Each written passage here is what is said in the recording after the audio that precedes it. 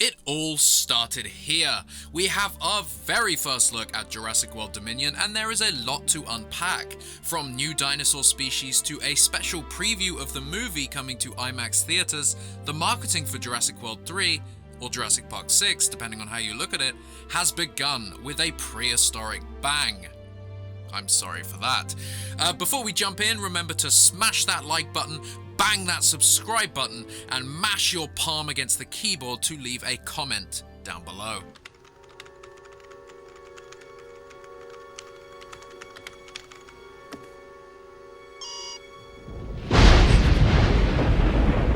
With that cliche YouTuber drivel out the way, let's dive into this. From our understanding, none of Wednesday's announcements or reveals were meant to come until the following day, but Dr. Alan Grant himself first tweeted the poster, triggering the unveiling of the first real look at Jurassic World Dominion. There is a lot to unpack and dissect here, and lots to talk about in the coming weeks too. Firstly, let's look at that poster. It all started here. A mosquito sucking the juicy blood from a dinosaur is possibly the most Jurassic Park thing we've had in any sequel so far, and this poster highlights the beginning of it all. The tagline at the top, the setting sun, the proto-feathers protruding out from between the dinosaur scales, yes that's right, feathers, and the Dominion Rex Circle logo, substituting the actual Dominion logo with the text down below stating, "Experience a special extended preview of Jurassic World Dominion with F9 only in IMAX." As we predicted last week, an extended preview, in this case the opening scene, of the upcoming Colin Trevorrow directed sequel will open with Fast 9 in theaters from June 25th, worldwide and exclusively in IMAX. This is part of Universal's campaign to bring audiences back to theaters, or at least back to IMAX theaters, but we'll get to that. Let's analyze the poster. The dinosaur, that is a T-Rex, not Rexy that we know and love, but rather her genetic ancestor, and features more paleo-accurate designs. You can notice the hair-like proto-feathers, something InGen's recreations always lacked. The scene and location depicted in the poster align with what we know of the preview footage and is set during the prehistoric era. We're seeing a setting sun from 65 plus million years ago, as our iconic T-Rex gives her blood to the mosquito that made it all possible. Universal screened 5 minutes of preview footage from the movie to various movie news bloggers, the opening scene of Dominion, which begins during the prehistoric era during the Cretaceous period and ends in modern day. Collins confirmed in various interviews now that modern day means 2022 when the film is released, 4 years after the events of Fallen Kingdom. Set 65 million years ago, the scene introduces 7 dinosaur species that are new to the franchise, which include Giganotosaurus, Dreadnoughtus, Quetzalcoatlus, Oviraptor, Iguanodon, and Morus intrepidus. The sites have all mentioned the Pseudoceratops being one of the 7, but that dinosaur isn't new to the franchise and was introduced in Battle at Big Rock. I will of course apologize now for my pronunciation of those species. Now, we knew about the Giganotosaurus being introduced, again thanks to Dr. Alan Grant, but it's exciting to learn that 5, or I guess 6 other species will be being introduced, some you'd likely not have expected. Along with the descriptions, an official image of the scene was shared by Colin himself, depicting a small feathered creature some fans mistook as a feathered raptor, but is actually the Morus intrepidus, a small tyrannosaurid. This marks the first time we've seen a feathered dinosaur in the Jurassic franchise, and that alone makes it a monumental moment. It being a tyrannosaurid and not the more typical bird-like dinosaurs others would have expected makes the surprise even more delightful. The Morus is standing next to some much larger jaws, which are confirmed to be that of the Giganotosaurus. You can spot Socotra dragon trees in the background. Socotra is an exciting location they filmed in for Dominion. Its unique landscape and flora standing in for the age of the dinosaurs, set some 65 million years ago. So let's give you even more detail about the scene itself. And spoiler warning, if you want to see the footage with Fast 9 fresh, now is the time to stop listening. Anyhow, according to the descriptions, the footage opens up on the towering Dreadnoughtus, a huge sauropod, before panning and following a flying Quetzalcoatlus, as herds of dinosaurs including the Pseudoceratops migrate underneath. These gigantic flying reptiles land, and we get a sense of their scale as they dwarf the pteranodons they land near.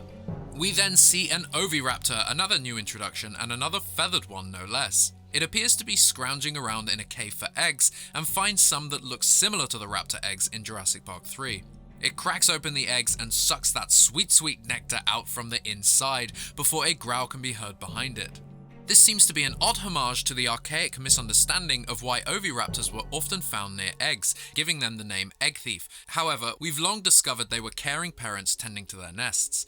The camera then tracks to the Morus intrepidus from above and slowly zooms in. The sun is glaring, overexposed in the lens. The Morus is kind of playing inquisitively, snorting in the dust on the ground and running around nipping at flies or mosquitoes and a giant dragonfly. It walks up to the head of this giant sleeping Giganotosaurus and literally pokes its head into the open mouth as it yawns. The dragonfly lands on the Giga's body and the Morus goes to snatch it, but the dragonfly flies away too fast and the Morus bites the Giga. Giga. The Giga roars in pain and whips around. The music gets really bombastic here.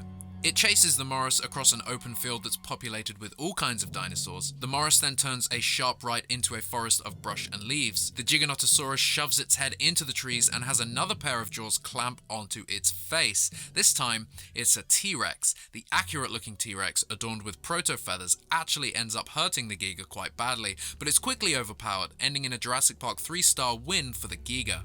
The Giga snaps the Rex's neck, killing it instantly, and the Rex is torn apart off screen. It honestly sounds quite gross and gory. We see a close-up of the pupil of the T-Rex dilate before the camera follows the mosquito that lands on the Rex's head and begins to draw blood, just like we see detailed in the first movie. Then it flies away and lands on a tree. We then see a 65 million years later title card as the camera transitions to a tree in a forest behind a drive-in movie theater. It's night and there are 50 to 70 vehicles present. The audience are sitting in their cars and some of them are sat on top of their cars. There's a close-up of a clear plastic cup of beer rippling to dinosaur footsteps, and two elk burst out of the trees behind the screen and jump over car hoods. A few car alarms go off and a T-Rex runs out of the trees, and the Rex starts panicking from the screen and the alarms. People start honking, running to their vehicles, screaming, and the T-Rex bites at the screen, destroys it, and it ends up looking distressed and scared. We realize the T-Rex is being hunted by a helicopter, which causes her to run afoul with the drive-in theater as she tries to escape. Those manning the helicopter shoot at her with a very large tranquilizer dart but miss, and it flies into the windshield of a car. The Rex flips a car with people trapped inside, emulating a throwback to Tim and Lex under the Explorer in the first film. A guy grabs for a hunting rifle in the back of his truck, shoots it, and it quickly turns its head, staring directly at him, and it roars. We then cut to black. After this sequence, we cut to a sizzle reel of sorts, showing 3 sequences from the movie. The first features iPhone footage of a herd of Gallimimus roaming through a neighborhood. The second is an alternative view of the Battle at Big Rock scene, filmed by a nearby camper. And the third features the Mosasaurus, allegedly in Alaska, Godzilla 1998ing the hell out of this crab fishing boat.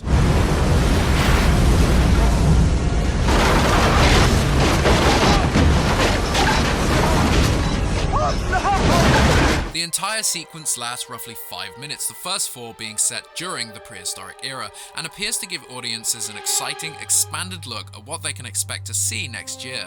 It is a refreshing tease, and it certainly is refreshing to have a whole sequence set during the prehistoric era. We'd also like to thank our source for sharing more details about this preview. As we stated before, the prehistoric scene was filmed in Socotra and utilized its unique landscape to really make you feel like you're in that time period. As Colin said, we shot it in a beautiful light that was the absolute most ideal conditions for shooting the dinosaurs based on everything I've learned over the course of seeing the movies, and you obviously can't have an entire movie take place in the same time of day in the same conditions. We know dinosaurs look amazing backlit at magic hour with a long lens haze all over it. It's all positivity from this scene, and since Dominion was initially meant to be released this month, it appears to be a great tease that will, in theory, tide fans over for quite some time. Ever since I was a kid, I have wanted to see dinosaurs in their natural habitat. It may have taken a few decades, but with a little help from ILM, Universal and Amblin, it has finally happened. This preview is just a glimpse of the film we've made. It's an epic celebration of everything Steven Spielberg and Michael Crichton created, and I can't wait to share it with the world next summer. Colin also confirmed to a crowd of cheering audiences that there are no hybrids this time around.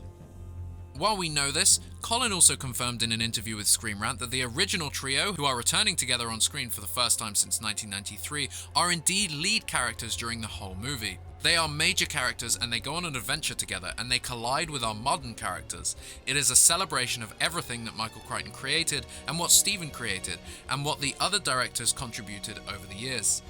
I really felt like it was an opportunity to bring everything together and hopefully clarify why we've been telling this story for so long. That's what it was really all about. The double down on no hybrids and finally featuring feathered dinosaurs is something we're quite excited to see and hear.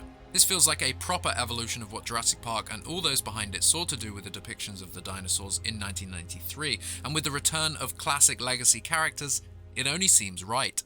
However, we'd be remiss not to highlight some oddities, specifically during the Cretaceous carnage.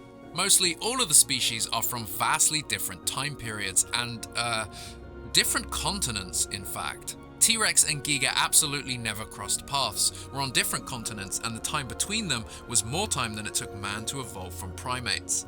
They seem to be bending history here to set up a grudge match 65 million years in the making, which does not feel right for Jurassic Park, but more at home with something like Godzilla vs. Kong.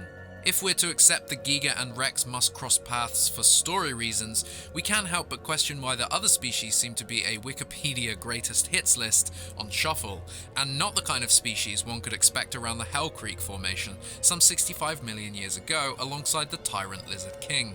As previously mentioned, the depiction of the Oviraptor stealing eggs is bizarrely outdated, but also Oviraptor would not appear alongside the T-Rex. However, its near identical cousin Anzu would, and this little name change could go far. While the Kets is a great pick for the Tyrannosaur territory and times, we'd also like to see some of the other species make more sense. And honestly, it sounds like a few more name changes would fix things without a second of footage needing to be changed, such as Iguanodon to Docotodon and Dreadnoughtus to Alamosaurus. In an age where misinformation runs rampant, we can't help but wonder why these needless inaccuracies are present, especially when the film utilizes paleontology consultants. In the case of the Giga vs. Rex, there are story reasons, so we can begrudgingly let that one pass, but the others certainly feel needlessly odd. Thankfully, we are a year out from release and name changes are quite common with Jurassic now, throwback to the Pachyrhinosaurus being renamed to the Sinoceratops due to its design. Paleo pandering aside, we're certainly all extremely excited to see this footage, as we have no doubts you are too. What are you most excited for, the prehistoric scene or the modern day one? What new species are you excited to see on screen for the first time? This certainly is an exciting week for Jurassic fans, and we have some very exciting stuff to dissect from Dominion.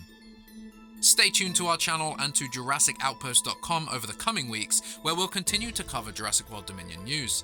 If you enjoyed our breakdown of the poster and what we know of the preview scene so far, then please hit that like button, leave your thoughts down below, and subscribe for more Jurassic content. The Jurassic Outpost store is open, and we're selling Jurassic-themed clothing, mugs, fitted masks, and much more. Head to JurassicOutpost.com/store to check it out, and check the video description for discounts and deals, including 10% discount on all Jurassic Park items in the Vice Press store. As always, head to JurassicOutpost.com for more news and information.